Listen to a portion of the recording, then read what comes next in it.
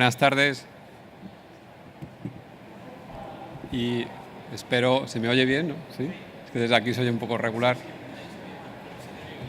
Bueno, voy a intentar presentaros el trabajo que estamos realizando en la implantación de la Directiva Europea de Inundaciones, y mi presentación intentará dar un avance en general de cómo estamos desarrollando este proceso en toda Europa.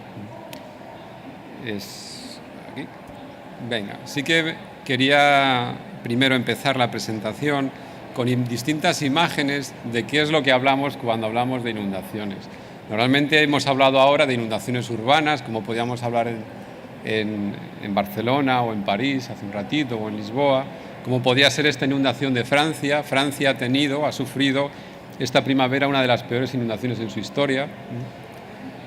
O podemos hablar de inundaciones en esta foto, en la cual no veréis ni una sola gota de agua. Aquí tenemos una inundación relámpago, también producida en este caso en Alemania, también en esta primavera, el 2 de junio, en el cual podéis ver el aspecto en el que ha quedado una de las calles debido a una inundación relámpago, o lo que en inglés hablaríamos como una flash flood, una inundación violenta que se produce en un periodo de tiempo muy corto. También, como sabía que teníamos compañeros de París, hablar de inundaciones es hablar del Louvre y del Museo de Orsay, que quién nos iba a decir a nosotros que íbamos a tener que evacuar el Museo de Orsay debido a una crecida en el Sena, ¿no? Fijaros la cantidad de elementos que tienen las inundaciones. Y también hablar de inundaciones es hablar de política. En este caso, por ejemplo, en Argentina no podían votar los ciudadanos porque estaba inundándose, en este caso Buenos Aires, y no podían ir a votar en unas elecciones determinadas, ¿no? Hablar de inundaciones también es hablar de estar preparado frente a las inundaciones. Aquí podéis ver esta mujer y su perro, los veis muy preocupados ante la inundación. Aparentemente no. Eso significa que gracias a un proceso continuo, largo y de una inversión importante esta ciudad ha conseguido tener algo de resiliencia. Esa señora está ahí, y espero acabar mi presentación mostrándoos cómo es posible tener esa resiliencia, ese palabra tan raro del que hablábamos antes. Simplemente os quería traer una postal, un postcard from Fairborn. Esta ciudad es una ciudad de Gales, en la cual el gobierno de Gales está planteando abandonarla porque el incremento del nivel del mar que ya se está registrando debido al cambio climático hace que a un medio plazo sea inviable proteger esta ciudad. Y como veis en la transparencia, lo que ya se están planteando es dejarla e irse y trasladar a estos ciudadanos. En Europa, este proceso está enmarcándose en la Directiva Europea de Inundaciones, que se aprobó en 2007, ya vamos casi a hacer 10 años desde que se aprobó, y que establecía 3 fases. La primera era la evaluación preliminar del riesgo de inundación, que era elegir los puntos más críticos de inundaciones en Europa.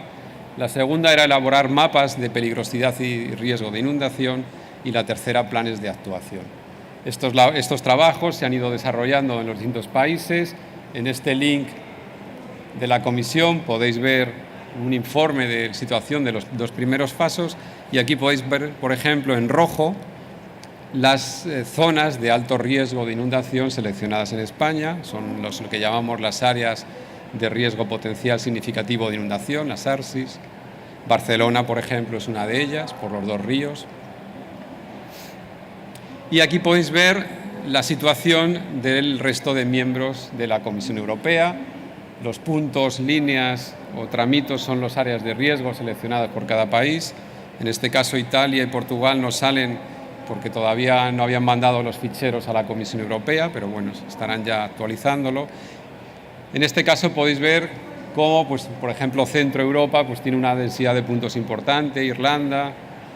Inglaterra no tanto, no porque no tenga riesgo de inundación, sino porque los umbrales que ha puesto ante la Comisión Europea, sabéis que no tienen muy buena relación Inglaterra y la Comisión, entonces bueno, se han un poco resistido.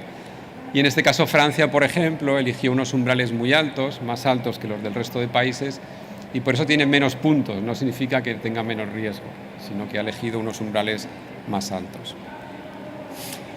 El país con más puntos de negros en inundaciones es Croacia, con más de casi 3.000. En España tenemos unos 1.300.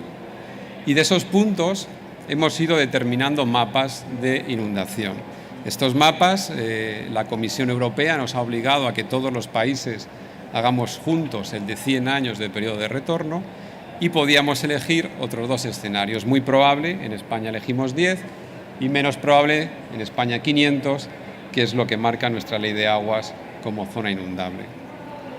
Estos mapas están elaborados, en su mayor parte en España los podéis consultar en la web del Magrama o ahora del Mapama, que estrenamos esta semana nombre, por eso no me ha dado tiempo a cambiar la dirección, funcionan las dos de momento.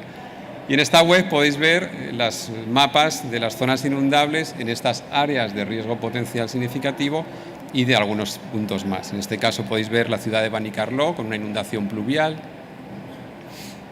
o mapas, aquí estaríamos hablando de profundidad del agua, y aquí mapas de zonas inundables, en este caso rojo, amarillo, o rojo, naranja y amarillo, sería 10, 100 y 500 años de probabilidad, en este caso una inundación pluvial en la ciudad de Pamplona, en Navarra. En nuestra web podéis encontrar las estadísticas de toda la información que tenemos por organismos de cuenca, y en total tenemos ya cartografiada hay un SAPE de ARGIS por más de 100.000 kilómetros de ríos, que por ejemplo de 500 años de periodo de retorno son 30.000 kilómetros de cauces.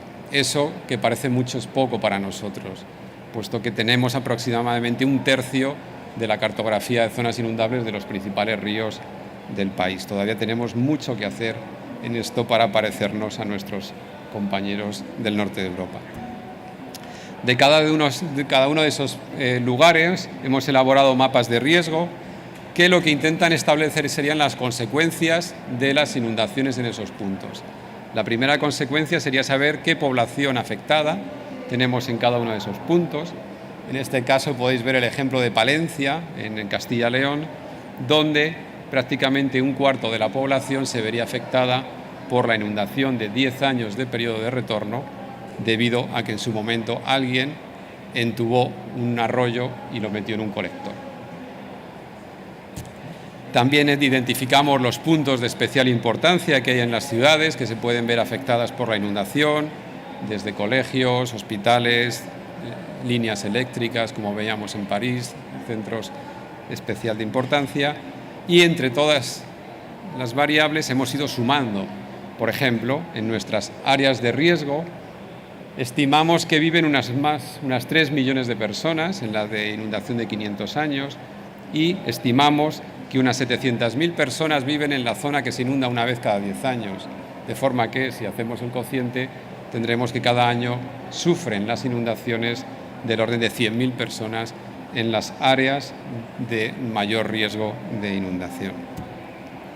Si hacemos lo mismo en Europa, también, por ejemplo, el país que más habitantes afectados ha determinado en estas áreas de riesgo es Italia, con más de 6 millones. No significa que UK tenga menos, sino simplemente, como veíamos antes, que puso unos umbrales muy altos a la hora de mandar los datos a la Comisión Europea. En este caso, en Francia, por ejemplo, más de 2,5 millones de personas para la inundación de 100 años de periodo de retorno. También hemos intentado estudiar cómo son las inundaciones que se producen en cada punto, por ejemplo, analizando la capacidad erosiva que va a tener esa inundación, los transportes de sedimentos, el tiempo de respuesta que tenemos para poder actuar frente a la inundación. Hemos dibujado estos pentágonos que podéis ver en los planes de inundaciones, y eso nos ha permitido, combinado con el riesgo, identificar gráficos como este, en el que podemos ver los sitios peores, los puntos negros de los puntos negros, que en este caso en el Júcar serían lo que es la zona B, zonas que tienen mucha peligrosidad porque tienen calados altos, tienen transporte de sedimentos altos, vamos a tener muchos troncos, muchas maderas, etcétera, y además tienen un riesgo muy alto, tienen hospitales situados en zonas inundables, en esas zonas, o centros de transformación, etcétera, etcétera. Con ese trabajo hemos elaborado los planes de gestión del riesgo de inundación. En este link tenéis podéis acceder a todos y cada uno de ellos, que se centran, de acuerdo con la Comisión Europea, en identificar unos objetivos. Estos objetivos podían ser que no haya inundaciones en Europa. Podíamos haber puesto ese objetivo, ¿verdad? El papel lo aguanta todo, como bien sabemos, y podíamos haber puesto ese objetivo y probablemente todos nuestros alcaldes y políticos locales hubiesen apoyado ese objetivo, ¿no? Lo que pasa es que los científicos seguramente no se lo hubiesen creído. ¿Qué hemos hecho? Pues establecer planes que se centran en todas las fases de gestión del riesgo, como muy bien hemos visto a lo largo de las 3 ponencias anteriores, desde la prevención, la protección, la preparación y la recuperación y la vuelta a la normalidad. Estos planes, más o menos, los hemos ido haciendo todos los países. La Comisión se caracteriza primero por poner caritas verdes, amarillas o rojas y luego por iniciar procedimientos sancionadores. En este caso, la imagen de colores, veis el estado actual de los planes en la Comisión. En rojo son los países que todavía no los han entregado, en amarillo los que han entregado parte y en verde los que han entregado y mandado a la Comisión todos los países. En este caso, a nosotros nos han puesto en amarillo. Es un amarillo muy doloroso, que especialmente me duele a mí, porque esta es nuestra situación real. Si hablamos por cuenca o por demarcación hidrográfica, España o la gran parte de España ya ha presentado en tiempo y forma todos los planes. Simplemente nos queda la Generalitat de Cataluña con cuencas internas de Cataluña, que todavía no ha aprobado su plan, y las Islas Canarias, que como allí es una hora más tarde, pues siempre nos cuesta un año más hacer todo en Canarias. Pero en general también, y aquí en Cataluña, en cuencas internas, el plan está redactado, ha pasado toda la consulta pública y simplemente está en las últimas fases de aprobación. ¿Qué contienen estos planes? Pues nos hemos basado sobre todo en experiencias internacionales a la hora de desarrollarlos, y os traigo algunas. Por ejemplo, experiencias en el Danubio, de forma que la principal idea es, por favor, que el enfermo no empeore. ¿Cómo no empeora el enfermo? En general, ordenando mejor el territorio y evitando, como aquí en el Danubio, construir en las zonas inundables, o al menos en las zonas con mayor riesgo de inundación. También, ¿por qué no?, podemos fijarnos en Austria, en la cual ya se está empezando a plantear la posibilidad de que se empiece a retirar la gente de forma voluntaria de las partes con mayor riesgo de inundación, como veíamos antes también en Gales. Y, sobre todo, trabajando y participando con la gente, dialogando con los afectados, que es la forma esencial de que entre todos logremos objetivos comunes. También nos hemos fijado en el Rin, otro de los grandes ríos europeos, en los cuales el proceso más importante es en la de recuperar espacio para el río, como dicen nuestros amigos holandeses, room for the river, y retranqueando o aumentando o separando los diques del río y recuperando, mejorando, por ejemplo, los puentes existentes. En base a esas experiencias hemos fijado 8 objetivos. El primero es que se incremente la percepción del riesgo, sobre todo en los agentes sociales, en los políticos locales. También hemos incluido como objetivo mejorar la coordinación administrativa, que hace falta, por supuesto, y también mejorar el conocimiento que tenemos que tener para la adecuada gestión del riesgo y nuestra capacidad predictiva. Como bien veíamos ahora, en Barcelona, la predicción va a suponer el adelanto a cualquier tipo de actuación, ¿no?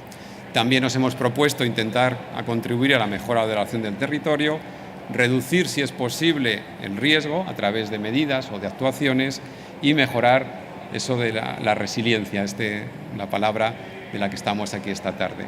Y, por supuesto, no podemos olvidarnos de que lo que tenemos que hacer es cumplir la Directiva Marco y mejorar el estado de las masas de agua. Para eso tenemos muchas medidas y yo sí que quería, en los 3 minutos que me quedan, hablar de cómo mejorar la resiliencia, ¿no? Y pensaba, ¿cómo podemos mejorarla? Lo primero, tener conciencia del riesgo. Si no tenemos conciencia, y sobre todo nuestros dirigentes, autoridades, políticos, no tienen conciencia del riesgo, lo que hacemos los técnicos es una especie de trabajo y lucha sin fondo. Y segundo, necesitamos tener un conocimiento técnico importante de lo que desarrollamos. ¿Cómo podemos hacer esto? Primero, para no incrementar los riesgos, formación y ordenación del territorio. Y para disminuir los riesgos existentes, sistemas de alerta, prepararnos, protección civil y seguros. En ordenación del territorio y urbanismo, estamos esperando a que el nuevo Gobierno pueda aprobar un nuevo Real Decreto que elaboramos durante la legislatura pasada y que establece claramente las limitaciones a los usos del suelo en todas las zonas inundables. En la web del MAPAMA podéis descargaros la última versión del Real Decreto que esperamos que pudiera Consejo de Ministros en breve. También hemos hecho actuaciones como esta en el río Órbigo en León, en la cuenca del Duero, de retranqueo, retirada de las defensas para dar más espacio al río. O para trabajar con sistemas de alerta, pues me he ido a Francia, porque me gusta mucho, y para ver Vigicru, que sería el sistema de alerta que tienen en Francia, o el sistema de alerta que tienen en UK, en Inglaterra, donde puedes ver las alertas, las zonas inundables y ver incluso pues, de colores en cómo están las estaciones de aforo para inundaciones pluviales. Para adaptar los elementos existentes estamos elaborando con el Consorcio de Compensación de Seguro una guía de cómo disminuir la vulnerabilidad de los edificios, que esperamos esté acabada en 6 meses. Ejemplos extraídos todos de las guías, podéis saber, puertas estancas, ventanas estancas, bajos de edificios estancos sin bienes, o, por qué no, mejora del drenaje sostenible, y en algunos casos, si no podemos hacer nada, pues coger la casa, montarla en el tractor y llevarla a un sitio que no se inunde. Simplemente, ya para acabar, ya estoy acabando, deciros que todos los trabajos que realizamos con la Comisión Europea se publica todas las transparencias, todos los materiales en Circa ABC. Circa ABC es una herramienta de la Comisión, ponéis en Google Circa ABC y llegáis y podéis ver que todas esas transparencias que os he puesto yo son mentira o no. Todas están sacadas de aquí, podéis ver, comprobar como que todo lo que os he contado también es verdad. Y simplemente deciros que aquí tenéis una imagen de un compañero austriaco en plena inundación, no sé si se ve, aquí lo que tenemos es unas compuertas móviles puestas ahí para evitar la inundación y el hombre está tranquilamente cortando el césped de su casa y entonces aquí hemos logrado ser resilientes. Por mi parte nada más y a vuestra disposición.